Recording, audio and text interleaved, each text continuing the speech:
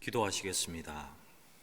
전능하신 하나님, 우리가 모여서 예배하지 못하지만 이렇게 가정마다 하나님 예배하게 하심을 감사합니다. 하나님 성령으로 역사하여 주시옵소서. 성령으로 임재하여 주셔서 더 충만케 하셔서 말씀을 들을 때에 하나님의 음성을 들을 수 있도록 인도하시고, 하나님께서 우리의 삶 속에 역사하셔서 우리가 전 인격적인 삶을 드리는 삶으로 나아갈 수 있도록 역사하여 주시옵소서. 감사드립니다. 예수님 이름으로 기도합니다. 아멘. 여러분, 로마서의 전반부는요, 믿음으로, 예수 믿음으로 의롭게 된다, 구원을 받게 된다, 이런 말씀이 기록되어 있습니다. 죄로 인해서 하나님의 진노 아래에 있었던 자들, 죽어서 지옥 갈 수밖에 없는 자들, 그들이 예수 그리스도를 믿는 믿음으로 예수가 그리스도다, 예수가 나의 죄를 해결하기 위해서 오신 기름 부음 받은 자다, 이것을 믿는 믿음으로, 예수가 십자가에 대신 죽으심으로 우리의 죄의 문제가 해결되었다는 것을 믿는 믿음으로 의롭다 하심을 받고 구원을 얻게 되었다는 것이 기록되어 있습니다. 이 땅에서는 그래서 하나님과 화평을 누리게 되고, 믿음으로 또한 육신의 죽음 이후에는 저 천국에서 영생의 삶을 누리게 되었다, 이런 기록들이 로마서 전반부에 있습니다. 로마서 1장부터 8장까지는 이런 이야기들이고요, 믿음으로 얻는 구원, 9장부터 11장까지는 이 예수 그리스도를 믿는 믿음이 유대인과 이방인에게 어떻게 적용되었는지를 이렇게 기록하고 있습니다. 원래는 유대인들이요, 예수를 먼저 믿어야 하는 사람들이었습니다. 그런데 유대인들의 죄로 인해서 이방인들이 먼저 하나님께로, 주께로 먼저 돌아오고, 이방인들의 이 수가, 충만한 이 수가 채워지면 그 이후에 유대인들이 돌아오는데, 유대인이나 이방인이나 자기 자신의 의로 구원받는 것이 아니고 자기 자신의 행위의 의로 구원받는 자는 한 사람도 없고, 모든 것이 하나님의 한없는 긍휼과 은혜였음을 고백할 수밖에 없도록 하나님께서 이끌어 오셨다는 내용이 9장부터 11장 사이에 기록되어 있습니다. 그리고 이제 로마서 12장부터 16장까지는요, 삶에 대한 이야기를 합니다. 예수 그리스도를 믿어서 의롭게 된 사람들은 마땅히 살아야 하는 삶이 있다는 것입니다. 마땅히 살 수밖에 없는 삶이 있다는 거예요. 만약에 이 삶이 나타나지 않는다면 믿음은 거짓말이다, 이렇게 말하고 있습니다. 믿음으로 의롭게 된 자는 그냥 입으로만 나는 의롭게 된 사람이다, 나는 천국 갈 수 있다, 이렇게 말로만 하는 것이 아니라 삶에서 분명히 하나님의 믿는 믿음의 삶이 그들의 삶 속에 나타난다는 것입니다. 여러분, 믿음은 삶입니다. 삶. 히브리서 11장에도요, 히브리서도 11장까지는 믿음에 대해서 이야기하고 있습니다. 그리고 그 이후에는 믿음의 삶에 대해서 기록하고 있습니다. 여러분, 에베소서, 교회론에서 가장 탁월하다는 에베소서도요, 3장까지는 교회란 무엇인가, 우리는 어떤 복을 받은 사람들인가, 이런 신학적인 교리 이야기를 하고 있지만 3장 이후에는 삶에 대해서 이야기합니다. 어떻게 사는 것이 정말 교회다운 삶인가, 이런 것들을 기록하고 있다는 것입니다.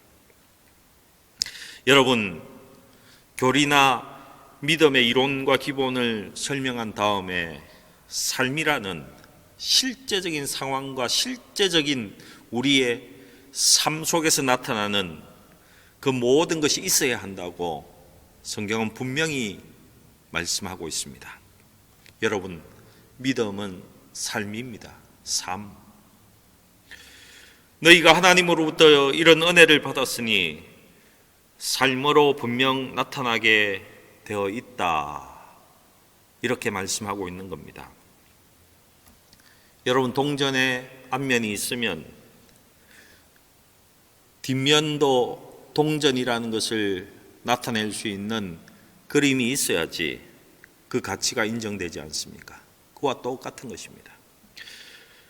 만약에 우리가 500유로짜리 지폐를 들고 무엇인가 물건을 사러 갔습니다.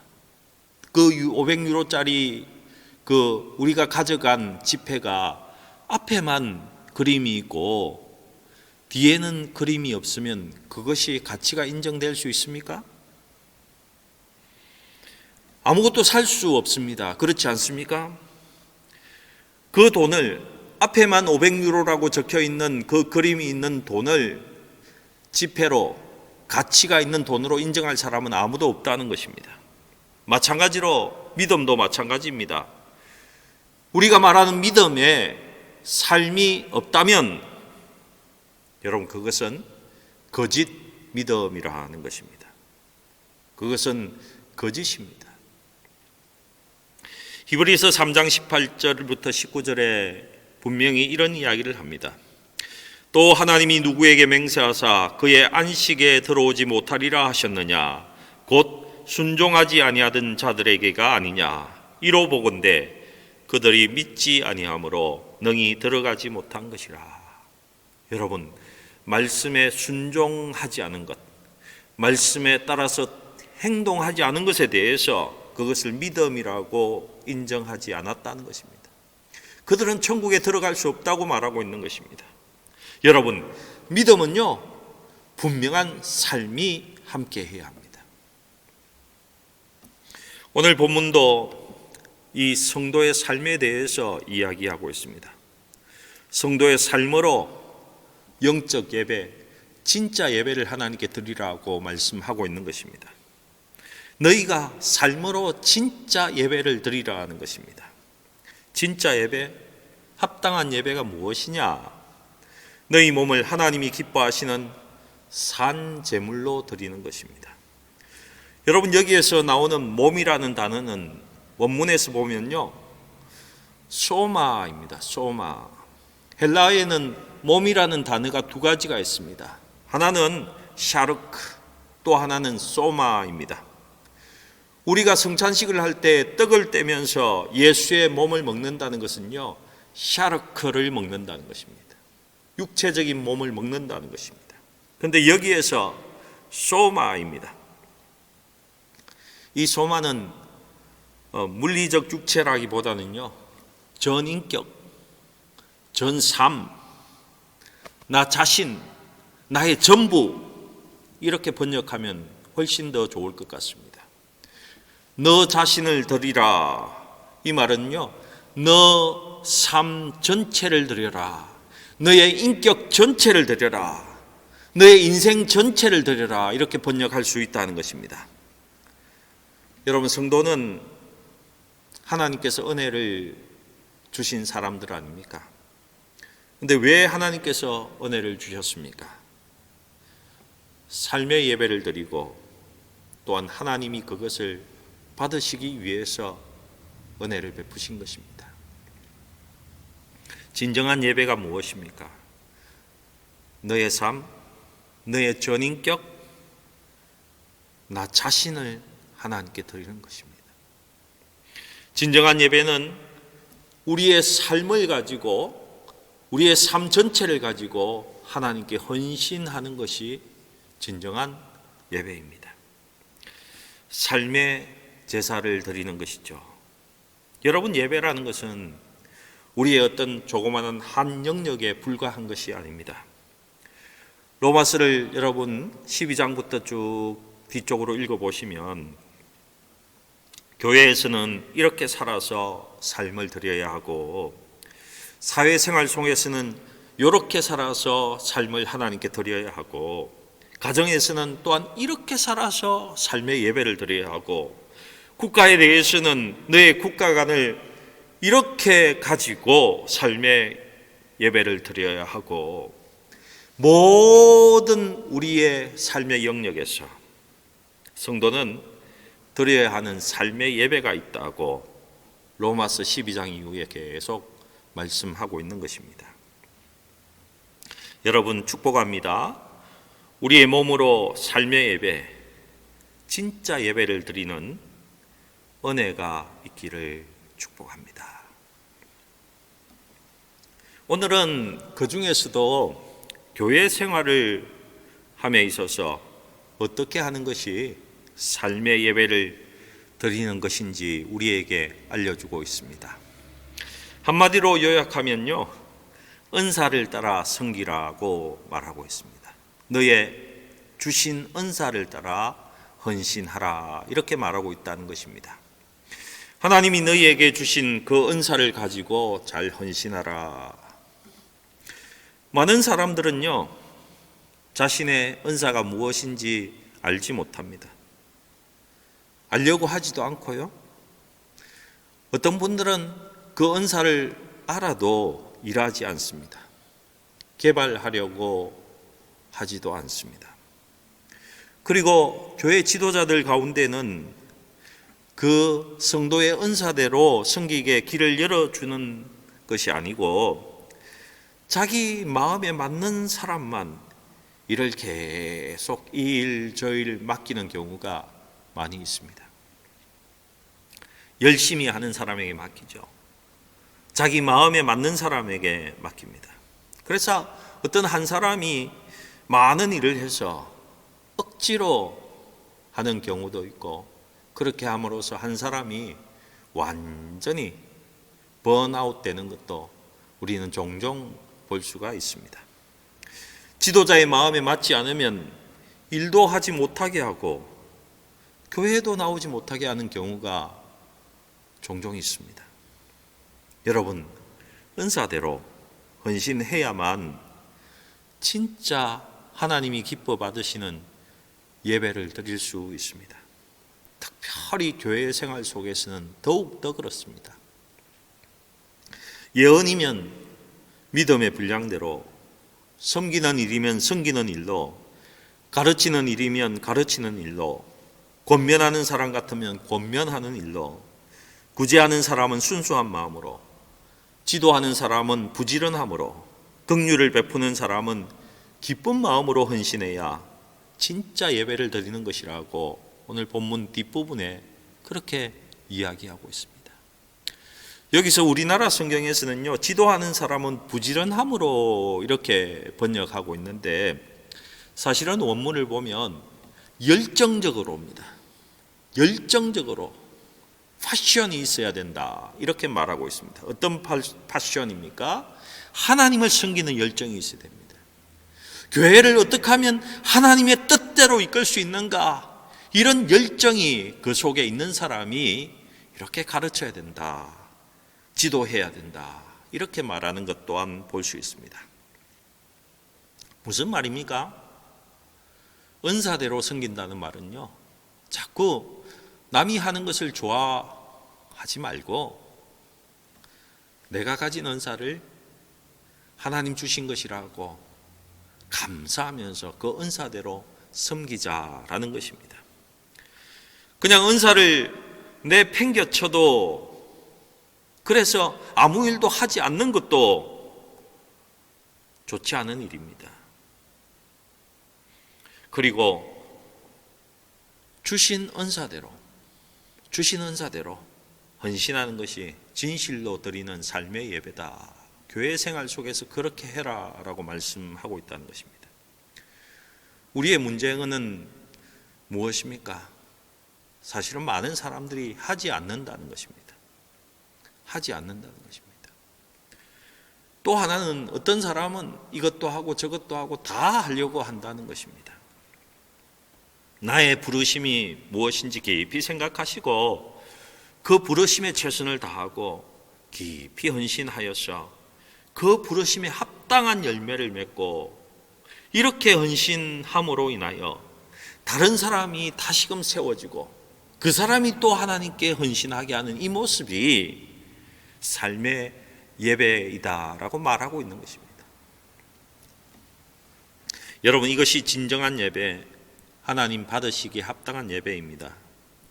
이러한 예배를 드리라고 삶의 예배 가장 첫 부분에 교회 생활 편에서 이야기하고 있습니다. 오늘 저와 여러분이 하고 있는 모든 삶이 하나님께 드리는 예배가 되기를 축원합니다. 저와 여러분의 은사를 따라 교회에서 헌신하는 것으로 하나님이 기뻐하시는, 받으시는 진정한 예배를 드릴 수 있기를 기도합니다. 그럼 우리 1절 한번 보십시다. 그러므로 형제들아, 내가 하나님의 모든 자비하심으로 너희를 권하노니 너희 몸을 하나님이 기뻐하시는 거룩한 산 제물로 드리라. 이는 너희가 드릴 영적 예배니라. 여러분, 가장 먼저 그러므로라고 나와 있습니다.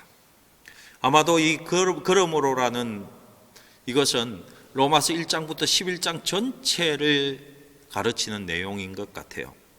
너희가 죄로 인해서 진노 아래 있었는데 하나님이 예수 그리스도를 보내셔서 죄의 문제를 해결해 주시고 이것을 믿는 자는 의로운 자가 되고 구원을 받았으므로, 그러므로 내가 이러한 하나님의 모든 내게 베푸신 이 자비하심을 근거로 해서 너희에게 지금 권한다, 말한다, 이렇게 이야기하고 있는 것입니다.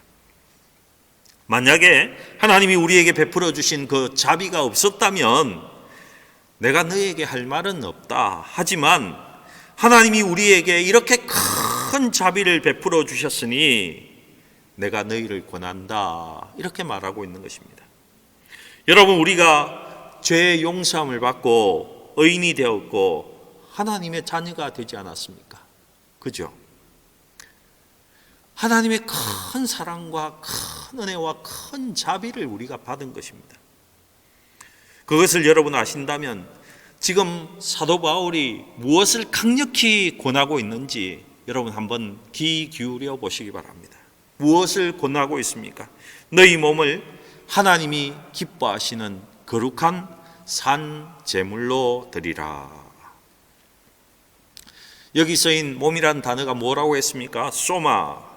이 소마는요, 전인격, 너의 전삶, 너 자신의 전부, 너의 전 인생을 뜻하는 단어라고 말씀드렸습니다. 단순히 너가 가진 몸뚱아리만이 아니라 너의 전 삶을, 너의 전 인격을, 너의 전 생애를, 너의 전 전부를 하나님이 기뻐하시는 구별된 제물로 드리랍니다.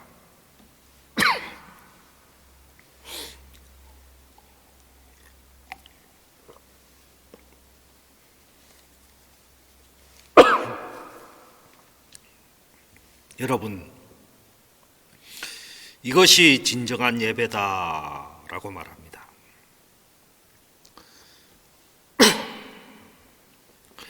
여러분, 우리는 예배하면 머리에 꽉 박혀 있는 것이 있습니다. 교회 와서 찬송하고 목사 설교 듣고 기도하고 헌금하고 그런 후에 집에 가는 것, 이것이 예배라고 생각합니다. 그렇지 않습니까? 그런데 오늘 이것이 예배의 전부가 아니라고 말씀하고 있습니다. 물론 이것 역시 아주 중요한 예배이죠. 그래서 그 예배 시간에 핸드폰을 본다든지 자기에게 맞지 않는 설교하면 귀를 막아버린다든지 이런 행위를 하면 되지 않죠. 하지만 이것보다 더 진짜로 드릴 예배가 있다고 말씀하고 있는데요. 너의 전 생애를 드려서, 너가 갖고 있는 전부를 드려서, 너의 전 인격을 드려서 여러분의 삶을 하나님께 구별하여 드리는 것이 진짜 예배다, 이렇게 말하고 있다는 것입니다. 여러분, 진짜 예배는 삶을 드리는 것입니다. 현장 예배 가운데 드려진 찬송과 기도와 말씀으로 여러분 밖에 나가서 그대로 살지 못한다면, 그런 삶이 없다면 하나님은 기뻐하지 않습니다. 삶이 없이 율법에 근거해서 남을 정죄하며 살아가는 바리새인들을 예수님께서 호세아의 말씀을 인용해서 이런 말씀을 했습니다. 호세아 6장 6절에 나는 인애를 원하고 제사를 원하지 아니하며 번제보다 하나님을 아는 것을 원한다, 이렇게 말씀하셨어요. 시편에서도 이런 말씀이 있습니다. 시편 40편 6절에 주께서 내 귀를 통하여 내게 들려주시기를 제사와 예물을 기뻐하지 아니하시며 번제와 속죄제를 요구하지 아니하신다 하신지라. 여러분, 형식만 남은 예배 행위를 원하지 않으신다는 것입니다. 형식만 남은 예배 행위와 제물을 드리는 것, 하나님 받지 원하지 않으시고 신물이 난다고 이야기합니다. 하나님께서 삶이 없는 우리의 예배 행위에 이제 지쳤다, 이렇게 말씀하는 것입니다. 그러니 이제 그거 좀 그만해라, 하지 않아도 된다, 내가 이제 지치고 구역질이 난다, 이렇게 말씀하고 계신 것입니다. 여러분, 하나님 앞에 합당한 예배, 진정한 예배는요, 우리의 삶을 드리는 것입니다. 히브리서에서 이런 말씀도 있습니다. 히브리서 12장 28절에서 29절 말씀 속에 그러므로 우리가 흔들리지 않는 나라를 받았은즉 은혜를 받자 이로 말미암아 경건함과 두려움으로 하나님을 기쁘시게 섬길지니 우리 하나님은 소멸하는 불이심이라, 이런 말씀이 있습니다. 여러분, 우리는 흔들리지 않는 나라, 없어지지 않는 하나님 나라, 천국을 우리가 소유하게 된 사람들입니다. 그러니까 영원한 하나님의 나라를 소유한 자들이니 감사하면서 하나님을 기쁘시게 하는 예배로 드리자, 이렇게 말하고 있는 것입니다. 여러분, 입술로는 감사의 예배를 드리고 또한 우리의 삶으로도 하나님이 기뻐하시는 예배를 드려야 한다, 우리 함께 드리자, 이렇게 말하고 있다는 것입니다. 그리고 29절에 이렇게 연결하는 것은 참 재미있지 않습니까? 이상하지 않습니까? 우리 하나님은 소멸하는 불이심이라, 이렇게 연결하고 있습니다. 이 말씀은 신명기 4장 24절을 그대로 인용한 말씀인데요, 우리의 삶 가운데, 우리의 행위 가운데에 하나님께서 기뻐하시는 예배가 없다면 하나님이 우리를 소멸하실 것이라는, 불로 태워버리실 것이라는 아주 무서운 말씀인 것입니다. 여러분, 다시 로마서 12장으로 돌아가면요, 그 진짜 예배의 모습이 어떤 것일까? 로마서 12장부터 13장, 14장 이렇게 계속해 보시면 쭉 나옵니다. 성도들의 설 것을 공급하며 손 대접하기를 힘쓰라. 너희를 박해하는 자를 축복하라. 축복하고 저주하지 말아라. 즐거워하는 자들과 함께 즐거워하고 우는 자들과는 함께 울어라. 서로 마음을 같이하여 높은 데 마음을 두지 말고 도리어 낮은 곳에 처하여서 스스로 지혜 있는 채 하지 말라. 결혼을 귀히 여기고 너의 침소를 더럽히지 마라. 돈을 사랑하지 말고 있는 바를 족한 줄로 알아라. 목사님, 저는 돈이 없는데요, 이렇게 말씀하는 분들이 계실 겁니다. 무슨 말씀입니까? 없는 그것도 족한 줄로 알라는 것입니다. 여러분, 상세하게 하나님은 삶에 대해서 기록해 놓았습니다. 이 삶이 하나님이 기뻐하시는 예배, 영적 예배라고 기록하고 있는 것이에요. 예, 우리가 모여서 찬송하고 기도하고 하나님의 말씀을 듣고 이렇게 하는 함께 모여서 드리는 예배 아주 중요한 예배입니다. 그리고 하나님이 기뻐하시는 또 하나의 중요한 예배는 우리의 삶에서 드리는 예배인 것입니다. 여러분, 삶의 예배가 없으니 변화도 없습니다. 그래서 다른 사람이 나의 모습을 보고 교회로 하나님께로 나오는 역사도 우리 주위에는 나타나지 않는다는 것입니다. 우리의 삶의 예배가 살아 있어야지 나의 삶의 모습을 보고 하나님께 드려지는 우리의 삶의 진정한 예배를 보고 믿지 않는 자들조차도 교회로 하나님께로 나오게 되는 것입니다. 똑같이 술 마시고 똑같이 사기치고 똑같이 거짓말하고 똑같이 남 밟고 그 위에 올라서고 뇌물 주고 받고 힘과 권력으로 누르고 뒤통수 치고 한 입으로 두 말하고 똑같이 서류 위조하고 절차 무시하고 여러분, 믿지 않는 자들과 똑같으면 누가 우리의 삶의 모습을 보고 교회로 오겠습니까? 함께 교회 다니던 사람도 참다 못해서 말은 하지 못하고 그냥 떠나가 버리는 경우가 허다히 있지 않습니까? 삶이 없는 예배가 아닙니다. 삶의 예배를 잘 드리기 위해서 또 명심해야 될 것을 우리에게 알려주고 있는데요. 2절입니다. 너희는 이 세대를 본받지 말고 오직 마음을 새롭게 함으로 변화를 받아 하나님의 선하시고 기뻐하시고 온전한 뜻이 무엇인지 분별하도록 하라. 이 세대를 본받지 말라. 여러분, 여기 세대라는 이 헬라어 단어는요, 아이온입니다. 아이온. 이 아이온은 세상이라는 말과도 동일합니다. 헬라어에는요, 세상이라는 단어가 두 개 있습니다. 여러분 아시는 코스모스라는 단어와 또 이 아이온이라는 단어가 세상을 나타내는 단어입니다. 코스모스는 우리가 눈에 볼 수 있는 우리의 물질 세계를 가르치는 것이 코스모스입니다.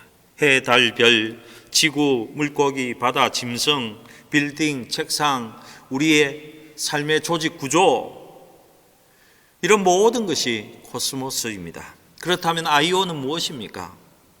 이 코스모스에 더해가지고 플러스 눈에 보이지 않는 영적 세계까지 말하는 것이 이 아이온이 가르치는 세대라고 이렇게 번역된 세상입니다. 여러분, 세상은 우리의 눈에 보이는 세계와 보이지 않는 영적 세계가 있습니다. 하나님과 천사들, 사탄과 그 졸개 귀신들, 보이지 않는 세상이 분명히 있습니다. 여러분, 계속 찢어지고 싸움이 계속 일어난 뒤에는요, 그 뒤에는 분명히 분리의 영이 존재하고 있습니다. 돈을 쫓아가는 사람들 속에는 맘몬이라는 거대한 신이 그들 뒤에 숨어 있습니다.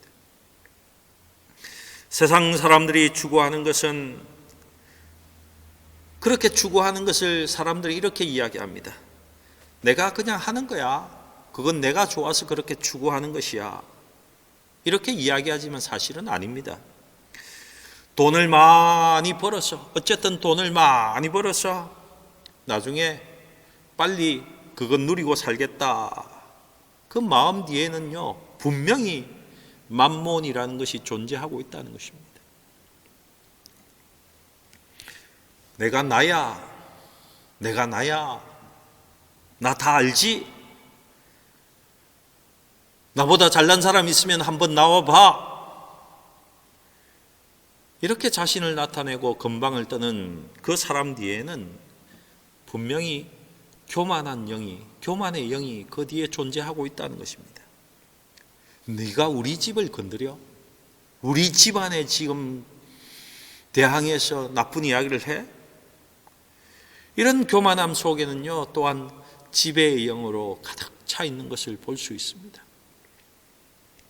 이런 삶을 에베소서 2장 1절에서 3절에서는 이렇게 이야기하고 있죠. 그는 허물과 죄로 죽었던 너희를 살리셨도다.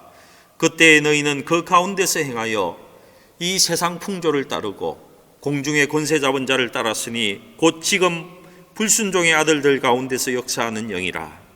전에는 우리도 다 그 가운데서 우리 육체의 욕심을 따라 지내며 육체와 마음에 원하는 것을 하여 다른 이들과 같이 본질상 진노의 자녀였더니 세상 풍조를 따르고 공중 권세 잡은 마귀에게 끌려다닌 것입니다. 그러므로 해서 본질상 마귀의 사탄의 자녀들이었죠. 근데 우리가 예수 믿어서 구원받았습니다. 근데 여러분 이렇게 생각하십니까? 우리가 구원받았으니 이제는 그런 어두운 영들이 나에게 없다 이렇게 생각하십니까? 어떻게 생각하세요? 내가 예수 믿는데 그런 악한 것이 나에게 붙어 있을 수가 없다 이렇게 생각하시나요? 여러분 착각입니다. 우리의 영에 성령이 임하셔서 우리의 영에 하나님의 생명이 있어서 우리가 영은 완전한 구원을 얻습니다. 완전히 새로워졌습니다. 그렇지만 여전히 우리의 혼과 육신 속에는 어둠과 악한 교만의 영, 지배의 영, 싸움의 영, 우울의 영, 죽음의 영, 음란의 영, 우상숭배의 영이 이곳에 붙어 있다는 것입니다. 숨어 있다는 것입니다. 우리에게 이렇게 말합니다. 더 이상 그런 어두운 영에 이끌리지 말라 이렇게 말하고 있다는 것입니다. 눈에 보이는 세상은 물론이고 보이지 않는 영적 세상, 특별히 어둠의 영, 죽음의 영, 싸움의 영, 우울의 영에는 끌려다니지 말고 하나님의 뜻이 무엇인지 정확히 분별하고 하나님이 원하시는 삶, 구별해서 하나님이 원하시는 그 삶을 살아서 진짜 예배를 드리라 하고 말하고 있는 것입니다. 여러분 우리가 예수 믿으면서도 어둠의 영, 우상숭배의 영에, 미움의 영에, 싸움의 영에, 분리의 영에 이끌려 다녔다면요 회개해야 합니다. 하나님 제가 분리의 영에 이끌려 다녀서 뭘 분란만 일으키고 싸움을 일으키고 교회를 깨부수고 가정을 파탄내면서도 늘 잘한다고 생각했습니다. 하나님 제가 이렇게 끌려다닌 것 용서하여 주시옵소서. 하나님 제가 남을 지배하려는 그 지배의 영에 끌려다녔습니다. 그래서 남을 늘 정죄하고 사사건건 꼬투리 잡고 다른 사람에게 간섭하고 다른 사람을 내 수하에 들고 지배하려고 했습니다. 하나님 교만의 영, 그 지배의 영에 끌려다닌 것 하나님 용서해 주세요. 이렇게 회개하셔야 한다는 것입니다. 여러분 이 세상 풍조 뒤에는 그 뒤에 역사하는 어두운 영들이 분명히 있습니다. 이 세상의 풍조를 따르는 사람 뒤에는 그들을 조종하는 악한 영들이 분명히 존재합니다. 이런 영들이 우리에게 자주 들려주는 이야기가 있습니다. 이런 이야기입니다. 이혼해버려. 이혼해. 너 잘못한 것이 뭐 없잖아. 너가 저런 남자하고 살아서 뭐해? 이혼해? 찢어져라. 할 만큼 했잖아. 미워해도 돼? 너 미워하는 거 정당한 거야. 저런 인간 미워하지 않는 놈이 어디 있겠어? 너한테 한 짓을 생각해봐. 너가 가만히 두면 너가 정신병자지. 진리가 아닌 거짓말로 그 마음에 심어주고 우리의 귓가에 와서 그렇게 말하는 악한 것들이 있다는 것입니다. 그래서 오늘 성경은 너희는 이 세대 아이온, 특별히 보이지 않는 세계에 있는 그 악한 영들을 본받지 말고 따르지 말라고 말씀하고 있는 것입니다. 우리가 우리의 삶으로 예배를 드리려고 하면 이 세대에 따라가서는 아무도 하나님이 기뻐하시는 예배를 드리지 못합니다. 그 뒤에 역사하는 어둠의 영을 따라가는 사람은 삶의 진정한 예배로 하나님께 헌신하지 못합니다. 그래서 우리에게 말씀하고 있는 것이 무엇이죠? 너희 마음을 새롭게 하고 변화를 받으라, 이렇게 말씀하고 있는 것입니다. 여러분, 우리의 마음은요, 아담과 하와가 선악과를 따먹는 그 범죄 이후에 타락한 심령이 되어버렸습니다. 우리의 마음이 타락한 마음이 되었다는 것입니다. 마음이 약하니 생각이 약하게 되고, 생각이 약하니 온갖 죄를 짓게 되는 것입니다. 이래 가지고는 삶의 제사를 드릴 수도 없고 하나님을 영화롭게 할 수도 없습니다. 그래서 너의 마음이 조금만 달라지는 것이 아니라 어떻게 달라지라고 합니까? 완전히 새롭게 되라고 우리에게 말씀하고 있는 것입니다. 완전히 새로운 마음을 가지라고 하는 것이죠. 완전히 바뀌라고 하고 있습니다. 어떻게 우리의 마음이 그렇게 완전히 바뀔 수 있습니까? 예, 맞습니다. 예수 믿으셔야 합니다. 예수를 온전히 붙잡으셔야 됩니다. 예수 믿고 성령 받으시고 성령 충만해지면 우리의 마음이 바뀔 수 있습니다. 성령의 임재한 가운데, 그 충만한 가운데 계속 머물러 있고 그분과 계속 대화하면서 그분이 원하시는 것, 하나님이 원하시는 것을 계속 따라가다 보면 나도 모르는 사이에 내 마음이 완전히 바뀌어지게 된다는 것입니다. 여러분, 성령의 기름 부으신 가운데 계속 머물 수 있기를 축복합니다. 그럴 때에만 우리의 마음이 완전히 새롭게 됩니다. 한번 새롭게 되었으니 되었다, 나는 이제 새롭게 될 필요가 없다, 이렇게 말하는 사람은요, 이단인 구원파의 구원론을 믿고 있는 것입니다. 구원파들은요, 한번 구원받으면 너희는 이제 어떤 죄를 지어도 다 용서받았다, 이렇게 가르칩니다. 그리고 그것을 믿어요. 그래서 그 사람들은요, 예수 믿었다고 생각한 그 이후에는 거짓말하고 사기치고 사람을 죽여도 괜찮다고 그들은 생각합니다. 너무나 자유롭게 거짓말을 해댑니다. 정신이 나간 것처럼 보이죠. 여러분, 우리에게는요, 성령의 임재가 계속 임재해야 되고 성령의 충만함이 계속 우리에게 머물러 있어야만 우리는 완전히 변화될 수 있습니다. 성령 충만함 늘 받을 수 있기를 축복합니다. 그렇게 성령으로 충만 받으면 내 마음이 새롭게 되고요, 계속 변화를 받게 됩니다. 성령 안에 있으면요, 계속 성령님께 물어볼 수 있고, 정말 무엇이 정말 하나님이 원하시는가 알 수 있기 때문에 그것을 따라갈 수 있고, 그것을 따라가다 보면 우리의 마음이 자연스럽게 예수의 마음으로, 하나님의 마음으로, 성령님 원하시는 마음으로 이렇게 변해져 버리는 것입니다. 여러분, 그런데 왜 우리가 변화를 받아야 된다고 합니까? 성경은 오늘 이렇게 분명히 기록합니다. 마음을 새롭게 함으로 변화를 받아 하나님의 선하시고 기뻐하시고 온전하신 뜻이 무엇인지 분별하기 위해서라고 기록하고 있습니다. 분별하라고 되어 있지만요, 원어를 살펴보면 무엇인지 분별하기 위해서라고 번역됩니다. 여러분, 우리가 삶의 예배를 드리려고 하면 아무렇게나 내가 좋은 대로 드리는 것이 아닙니다. 하나님이 진짜로 선하게 여기시고 귀하게 여기시고 온전한 뜻이 무엇인지 구별해야 우리가 드릴 수 있는 것입니다. 여러분, 만약에 내가 볼 때 둘 다 하나님의 뜻으로 옳다라고 생각하는 것이 있으면 어떻게 해야 되겠습니까? 나에게 더 온전하신 하나님의 뜻이 무엇인지 성령께 물어서 구별해야 한다는 것입니다.